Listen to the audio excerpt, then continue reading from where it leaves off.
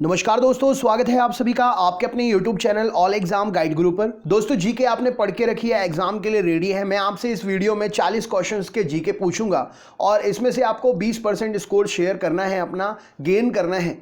GK अगर आपसे पूरी बनती है तो आपका खुद ही मोरल अप हो जाएगा, अगर नहीं बनती है तो तैयारी और अच्छी कर लीजिएगा, क्योंकि एग्जाम में जो पूछा जा रहा है GK session latest exam pattern पर, उसमें बहुत क्वेश्चन कंफ्यूजन के कारण गलत हो रहे हैं। तो चेक करिए क्या आपसे ये रैंडम क्वेश्चन बन रहे हैं। वीडियो फ्री है, अपने दोस्तों को भी जरूर शेयर करिएगा, अच्छा लगे तो लाइक करिएगा। और इसी प्रकार के पर डे वीडियो प्राप्त करने के लिए अगर आप नए हैं तो हमारे चैनल को सब्सक्राइब जरूर कर लीजिएगा। चलिए शुरू करते हैं वीडियो। सबसे पहला प्रश्न ये रहा स्क्रीन पर। क्वेश्चन नंबर 1 आपसे पूछा गया है, अयोध्या में जो राम मंदिर बन रहा है उसकी ऊंचाई लगभग कितनी होगी? इनमें से राइट आंसर क्या हो जाएगा? तो यहां पर सही उत्तर हो जाएगा अयोध्या में राम मंदिर की ऊंचाई जो है लगभग 161 फीट होगी। सही उत्तर हो जाएगा option number C. Next question देखते हैं, आइस हॉकी किस देश का राष्ट्रीय खेल है? क्या उत्तर हो जाएगा इस प्रश्न के लिए? तो आइस हॉकी कनाडा का राष्ट्रीय खेल है। ऑप्शन नंबर बी इस प्रश्न के लिए सही उत्तर हो जाएगा। वेरी इंपॉर्टेंट क्वेश्चन है। नेक्स्ट क्वेश्चन देखते हैं, अगला प्रश्न क्या पूछा गया है, प्राकृतिक प्लास्टिक इनमें से किसे कहते हैं? प्राकृतिक प्लास्टिक इनमें से किसे कहा जाता है? तो लाख को प्राकृतिक प्लास्टिक की कैटेगरी में रखा गया है। राइट आंसर है ऑप्शन नंबर ए इस प्रश्न के लिए सही उत्तर है। नेक्स्ट क्वेश्चन देखते हैं, अगला प्रश्न, खादी और ग्राम उद्योग आयोग अधिनियम किस वर्ष पारित हुआ? खादी और ग्राम उद्योग अधिनियम आयोग जो है ये किस वर्ष पारित हुआ? तो खादी और ग्राम उद्योग आयोग अधिनियम 1956 में पारित हुआ। ऑप्शन नंबर ए इस प्रश्न के लिए सही उत्तर हो जाएगा। नेक्स्ट क्वेश्चन देखते हैं, प्रश्न है, किस राज्य की विधानसभा ने विधान परिषद को भंग करने का प्रस्ताव पारित किया था कुछ समय पहले? किस राज्य की विधानसभा ने विधान परिषद को भंग करने का प्रस्ताव पारित किया था? तो आंध्र प्रदेश यहां पर सही उत्तर हो जाएगा। ऑप्शन नंबर आंध्र प्रदेश विधानसभा ने विधान परिषद को भंग करने का प्रस्ताव पारित किया था।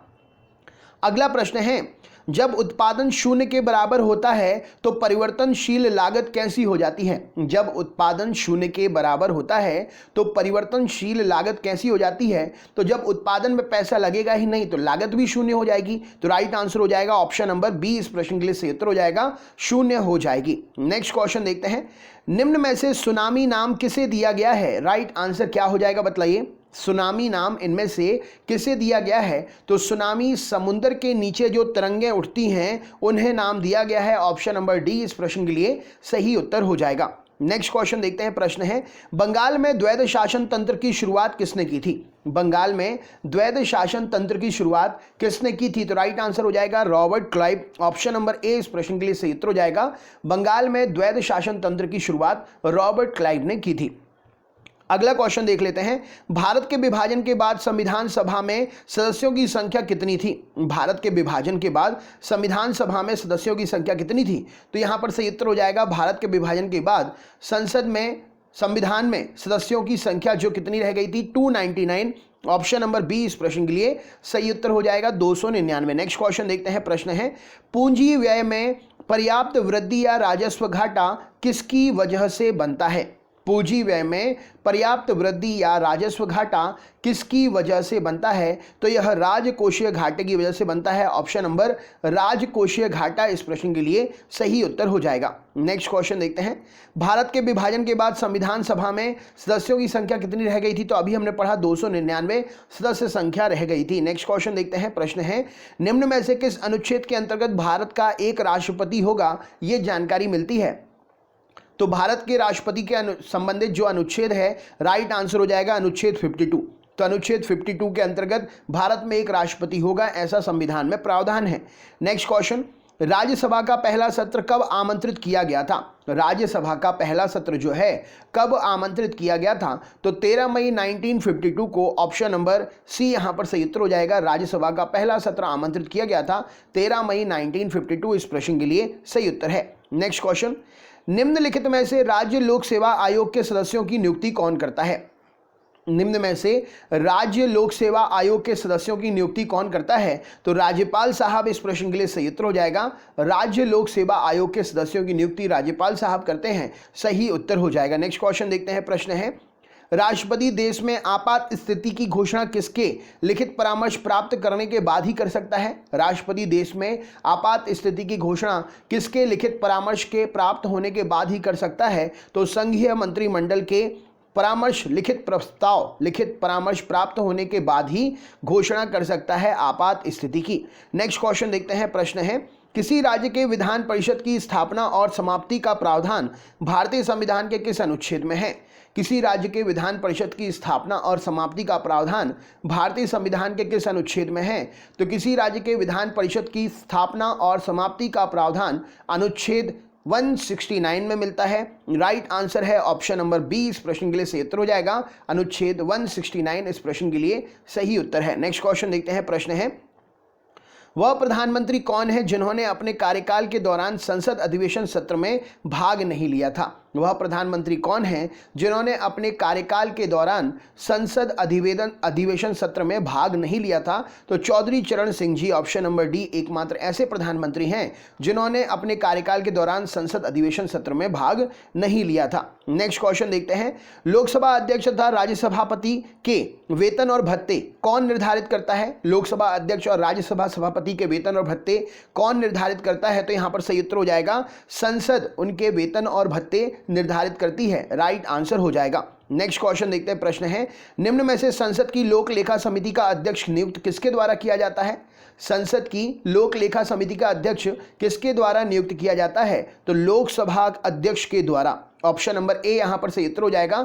लोकसभा अध्यक्ष के द्वारा संसद की नियम समिति का जो है अध्यक्ष, लेखा समिति का, लोक लेखा समिति का अध्यक्ष जो है नियुक्त किया जाता है। नेक्स्ट क्वेश्चन देखते हैं। निम्नलिखित में से मंत्रिपरिषद सामूहिक रूप से किसके प्रति उत्तरदायी होता है? तो मंत्रिपरिषद सामूहिक रूप से किसके प्रति उत्तरदायी होता है? तो राइट आंसर हो जाएगा यह लोकसभा के प्रति उत्तरदायी होता है। ऑप्शन नंबर सी इस प्रश्न के लिए सही उत्तर हो जाएगा। बंगाल में द्वैध शासन तंत्र की शुरुआत किसने की थी? क्या उत्तर हो जाएगा? बंगाल में द्वैध शासन तंत्र की शुरुआत किसने की थी? तो रॉबर्ट क्लाइव इस प्रश्न के लिए सही उत्तर हो जाएगा। बंगाल में द्वैध शासन तंत्र की शुरुआत जो है रॉबर्ट क्लाइव ने की थी। राइट आंसर है option number A. Next question देखते हैं। महात्मा गांधी ने भारत में अपना पहला जनभाषण कहां पर दिया था? महात्मा गांधी जी ने भारत में अपना पहला जनभाषण कहां पर दिया था? तो महात्मा गांधी जी ने वाराणसी में अपना पहला जनभाषण दिया था। ऑप्शन नंबर वाराणसी इस प्रश्न के लिए सही उत्तर है। नेक्स्ट क्वेश्चन, भारत का पहला तेल संशोधन कारखाना कौन सा है? भारत का पहला तेल संशोधन कारखाना कौन सा है? तो दिग्बोई रिफाइनरी असम में है। भारत का पहला तेल संशोधन कारखाना है। राइट आंसर हो जाएगा। नेक्स्ट क्वेश्चन, निम्नलिखित में से किसे सिविल सेवा का जनक कहा जाता है? सिविल सेवा का जनक किसे कहा जाता है? तो लॉर्ड कॉर्नवालिस को कहते हैं। ऑप्शन नंबर सी इस प्रश्न के लिए सही उत्तर हो जाएगा। सिविल सेवा का जनक लॉर्ड कॉर्नवालिस को कहा जाता है। नेक्स्ट क्वेश्चन देखते हैं। भारत सरकार अधिनियम 1935 के आधार पर भारत में प्रांतीय चुनाव कब संपन्न हुए? भारत सरकार अधिनियम 1935 के आधार पर भारत में प्रांतीय चुनाव कब संपन्न हुए?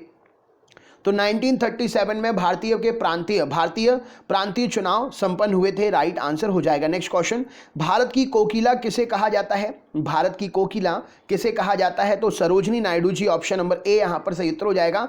भारत कोकिला कहलाती है। नेक्स्ट क्वेश्चन देखते हैं।